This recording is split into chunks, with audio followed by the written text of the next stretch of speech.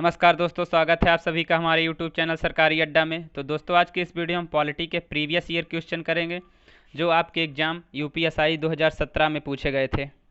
जी हाँ दोस्तों, जो आपके यूपीएसआई 2017 में जो पेपर हुआ था उसमें जितने भी पॉलिटी के क्वेश्चन पूछे गए थे वो सभी क्वेश्चन हम एक एक करके देखेंगे। तो दोस्तों, आइए वीडियो को शुरू करते हैं। तो आज के सेशन का पहला क्वेश्चन है, संविधान सभा से जुड़ी निम्नलिखित घटनाओं को उनके कालक्रम के अनुसार सबसे पहले घटी घटना से शुरू करके सबसे अंत में घटी घटना तक बताएं। दोस्तों, पहले क्वेश्चन में बताना है संविधान सभा से जो जुड़ी जो घटनाएं हुई थी वो जो पहले घटना हुई थी पहले से लेकर लास्ट तक बताना है।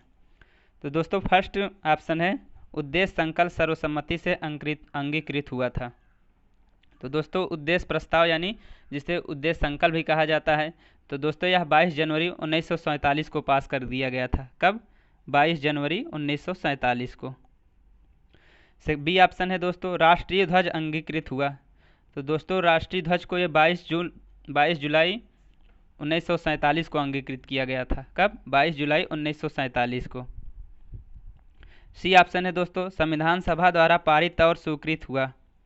तो संविधान सभा हमारी ये कब पारित हुई थी? तो ये 24 नवंबर 1949 को। कब?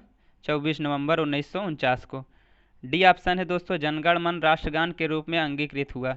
तो हमारा 24 जनवरी 1950 को जो जनगण मन है इसे राष्ट्रगान के रूप में अंगीकृत किया गया। तो दोस्तों, सबसे पहले क्या आ जाता है? सबसे पहले आ जाता है उद्देश्य प्रस्ताव, दोस्तों 22 जनवरी 1947। फिर आ जाता है ये राष्ट्रीय ध्वज। दोस्तों, इसका कालक्रम मतलब कब हुआ था? 22 जुलाई 1947। फिर आ जाता है संविधान सभा, तो दोस्तों ये 24 नवंबर 1949। फिर आ जाता है जनगण मन, तो राष्ट्रगान के रूप में इसे 24 जनवरी 1950 को स्वीकार किया गया था। तो दोस्तों ए बी सी डी इसका बिल्कुल सही आंसर होगा। तो ए ऑप्शन बिल्कुल सही। कौन सा? A option. नेक्स्ट क्वेश्चन देखते हैं। नेक्स्ट क्वेश्चन है निम्नलिखित में से कौन सा भारत के संविधान के बारे में सही है? तो ये ऑप्शन है यह दुनिया में किसी भी संप्रभु देश का सबसे लंबा लिखित संविधान है। बिल्कुल सही। संसद संविधान को निरस्त कर सकती है? नहीं, संसद संविधान को कभी नहीं निरस्त कर सकती। सी ऑप्शन है यह संसदीय सर्वोच्चत प्रदान करता है, संवैधानिक सर्वोच्चत नहीं। ये भी रॉन्ग होगा। तो दोस्तों, इसका सही आंसर ए ऑप्शन। कौन सा सही होगा? ए वाला बिल्कुल सही। तो यहाँ ओनली ए। कौन सा सही होगा? ओनली ए। नेक्स्ट क्वेश्चन देखते हैं। नेक्स्ट क्वेश्चन कह रहा है किसने पहली बार देश में प्रत्यक्ष चुनाव की शुरुआत की? इसके द्वारा कुछ समिति लोगों को उनके संपत्ति कर अथवा शिक्षा के आधार पर मताधिकार दिया गया। तो यह कब किया गया था? तो यह भारत सरकार अधिनियम 1919 के द्वारा भारत में पहली बार देश में प्रत्यक्ष चुनाव की शुरुआत की गई और इसके ही द्वारा कुछ सीमित लोगों को उनकी संपत्ति कर अथवा शिक्षा के आधार पर मताधिकार दिया गया। तो दोस्तों, इसका सही आंसर डी ऑप्शन बिल्कुल सही होगा। नेक्स्ट क्वेश्चन देखते हैं। नेक्स्ट क्वेश्चन कह रहा है नेक्स्ट क्वेश्चन है कब भारत राजतंत्र को समाप्त करने वाला राष्ट्रमंडल का पहला देश बन गया? हालांकि इस निर्णय के बावजूद इसने कॉमनवेल्थ की सदस्यता जारी रखी। तो कब हुआ था? तो दोस्तों, ये 26 जनवरी 1950 को भारत राजतंत्र को समाप्त करके राष्ट्रमंडल का पहला देश बन गया था। लेकिन इसके बावजूद भी इसने अपना कॉमनवेल्थ की सदस्यता जारी रखी थी। जो कॉमनवेल्थ है उसमें अपनी सदस्यता जारी रखी थी। तो दोस्तों, 4 का सही आंसर कौन सा होगा? ऑप्शन नंबर सी होगा। नेक्स्ट क्वेश्चन देखते हैं। नेक्स्ट क्वेश्चन कह रहा है भारत एक गणतंत्र है, इसका अर्थ है? बताना है भारत एक गणतंत्र है, इसका अर्थ क्या होगा? तो ए ऑप्शन है सभी मामलों में अंतिम अधिकार जनता के पास है। भारत में संसदीय शासन व्यवस्था है। भारत में वंशानुगत शासन नहीं है। भारत राज्यों का संघ है। तो कौन सा सही होगा? तो इसमें सी ऑप्शन बिल्कुल सही होगा। भारत में वंशानुगत शासन है। जहाँ भी वंशानुगत शासन होता है वही गणतंत्र होता है। ओके, तो 5 का सी आंसर, सी ऑप्शन बिल्कुल सही। नेक्स्ट क्वेश्चन देखते हैं। नेक्स्ट क्वेश्चन कह रहा है किसने पहली बार विधायिका में द्विसदनीय व्यवस्था लागू की थी? तो किसने लागू की थी विधायिका में द्विसदनीय व्यवस्था? तो ये भारत सरकार अधिनियम 1919 के द्वारा, कब? भारत सरकार अधिनियम 1919 के द्वारा विधायिका में 2 सदनीय व्यवस्था लागू की गई थी। एक थी राज्य परिषद, दूसरी थी केंद्रीय विधानसभा। तो दोस्तों इसका सही आंसर ए ऑप्शन बिल्कुल सही। नेक्स्ट क्वेश्चन देखते हैं। नेक्स्ट क्वेश्चन कह रहा है निम्न में से किसे संविधान की कुंजी की संज्ञा दी गई है? तो संविधान की कुंजी की संज्ञा किसे दी गई है? तो उद्देशिका को दी गई है। किसे? उद्देशिका को। तो इसका सी ऑप्शन बिल्कुल सही होगा। नेक्स्ट क्वेश्चन देखते हैं। नेक्स्ट क्वेश्चन कह रहा है निम्न में से कौन भारत को एक धर्मनिरपेक्ष राज्य बनाता है? तो भारत को एक धर्मनिरपेक्ष राज्य कौन बनाता है?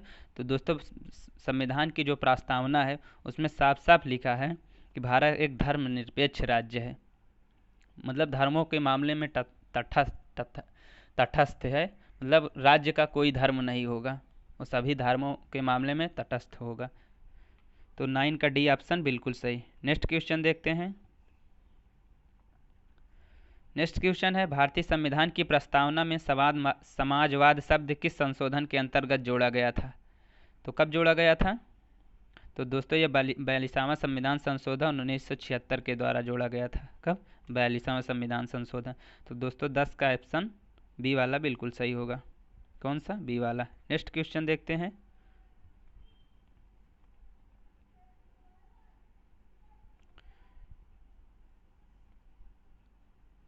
नेक्स्ट क्वेश्चन कह रहा है 2017 में निम्न अधिकारों में से किसे मौलिक अधिकार के रूप में मान्य किया गया था? समानता का अधिकार, दोस्तों ये हमारा पहले हिस्सा था। संपत्ति का अधिकार ये पहले से ही था। मताधिकार ये पहले से ही था। लेकिन जो हमारा निजता का अधिकार है, तो दोस्तों ये निजता का अधिकार 24 अगस्त 2017 को सुप्रीम कोर्ट ने यह फैसला दिया कि यह अभी हमारा मौलिक अधिकार होगा। कौन सा? निजता का अधिकार। तो दोस्तों 11 का डी ऑप्शन बिल्कुल सही होगा। नेक्स्ट क्वेश्चन देखते हैं। नेक्स्ट क्वेश्चन कह रहा है उपाधियों का अंत संविधान के किसके अंतर्गत प्रतिष्ठापित किया गया है? तो उपाधियों का अंत किसके अंतर्गत प्रतिष्ठापित किया गया है? तो जो हमारा यह समानता का अधिकार है इसी के अंतर्गत उपाधियों का अंत का प्रावधान किया गया है। कौन सा? समानता का अधिकार। तो दोस्तों 12 का बी ऑप्शन बिल्कुल सही होगा। कौन सा? B option. नेक्स्ट क्वेश्चन देखते हैं। नेक्स्ट क्वेश्चन कह रहा है भारत के संविधान में संघ शब्द का प्रयोग किस अनुच्छेद में किया गया है? तो भारत के संविधान में संघ शब्द का प्रयोग किस अनुच्छेद में किया गया है? तो अनुच्छेद 34 में भारत के संविधान का अनुच्छेद जो 34 है उसमें संघ शब्द का प्रयोग किया गया है। कौन सा? अनुच्छेद 34। तो 13 का ये ऑप्शन बिल्कुल सही। नेक्स्ट देखते हैं। नेक्स्ट क्वेश्चन है भारतीय संविधान के किस अनुच्छेद में अल्पसंख्यक वर्गों को अपनी रुचि की शिक्षा संस्थानों की स्थापना प्रशासन का अधिकार प्राप्त है, प्रदत्त है, यानी दिया गया है? तो कौन सा है भारतीय संविधान किस अनुच्छेद में अल्पसंख्यक वर्गों को अपनी रुचि की शिक्षा संस्थानों की स्थापना और प्रशासन का अधिकार प्रदान है? तो कौन सा अनुच्छेद है? तो अनुच्छेद 30 के तहत। कौन सा है? अनुच्छेद 30। तो दोस्तों इसका सही आंसर बी ऑप्शन होगा। कौन सा? B option. नेक्स्ट क्वेश्चन देखते हैं। नेक्स्ट क्वेश्चन है भारतीय संविधान के अनुच्छेद 148 के अंतर्गत स्थापित वह कौन सा प्राधिकरण है जो भारत सरकार के सभी प्राप्तियों और व्ययों की लेखा जोखा करता है, मतलब लेखा परीक्षा करता है? तो कौन सा है? तो अनुच्छेद 148 के अंतर्गत ये भारत के नियंत्रक एवं महालेखा परीक्षक हैं। कौन है? नियंत्रक, भारत के नियंत्रक एवं महालेखा परीक्षक। जी हाँ दोस्तों, ये भारत सरकार के सभी प्राप्तियों को में जो आय और व्यय की, मतलब जो पैसे का लेखा जोखा होता है वो भारत के नियंत्रक एवं महालेखा परीक्षक करता है। दोस्तों 15 का सी ऑप्शन बिल्कुल सही। नेक्स्ट क्वेश्चन देखते हैं।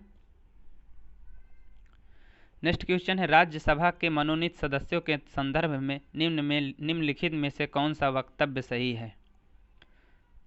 तो ए ऑप्शन है भारत के राष्ट्रपति के चुनाव में उन्हें मत देने का अधिकार नहीं है। तो बिल्कुल सही होगा। राज्यसभा के जो मनोनीत सदस्य होते हैं भारत के राष्ट्रपति के चुनाव में मत देने का अधिकार उनको नहीं होता है। तो ये ऑप्शन सही होगा। बी वाला ऑप्शन है भारत के उपराष्ट्रपति के चुनाव में उन्हें मत देने का अधिकार है।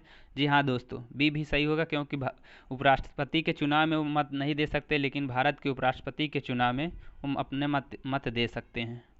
तो ए और बी दोनों सही होगा। तो कौन सा सही है? D option, A and B. Next question देखते हैं।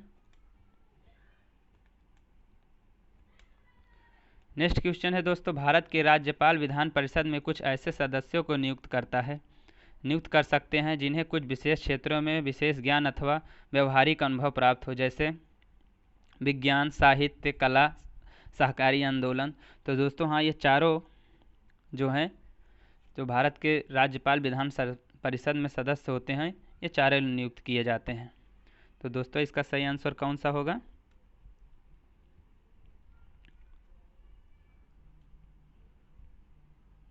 तो दोस्तों इसका सही आंसर डी ऑप्शन होगा, ए, बी, सी और डी। नेक्स्ट क्वेश्चन देखते हैं। नेक्स्ट क्वेश्चन है, किसके तत्वाधान में दिल्ली के मुख्यमंत्री शपथ ग्रहण करते हैं?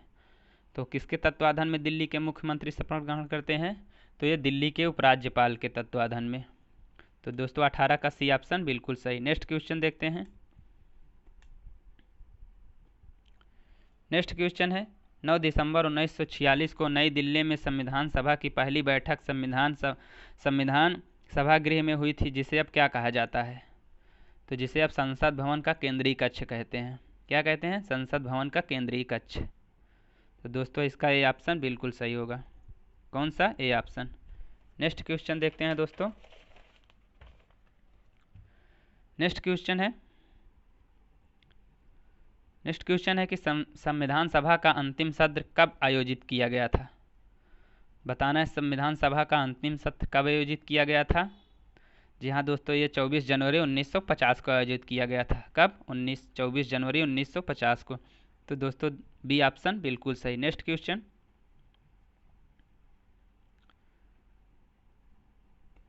नेक्स्ट क्वेश्चन कह रहा है, भारत का संविधान सभा के द्वारा प्रारूपित किया गया था और 16 मई 1946 को कैबिनेट मिशन प्लान के अंतर्गत इसे कार्यान्वित किया गया। संविधान सभा के सदस्यों का चयन प्रादेशिक असेंबलियों द्वारा अनुपातिक प्रतिनिधित्व प्रणाली के एकल हस्तांतरणीय मत द्वारा किया गया था। उस समय संविधान सभा के सदस्यों की कुल संख्या कितनी थी? जी हाँ दोस्तों, उस समय संविधान सभा के सदस्यों की संख्या कितनी थी?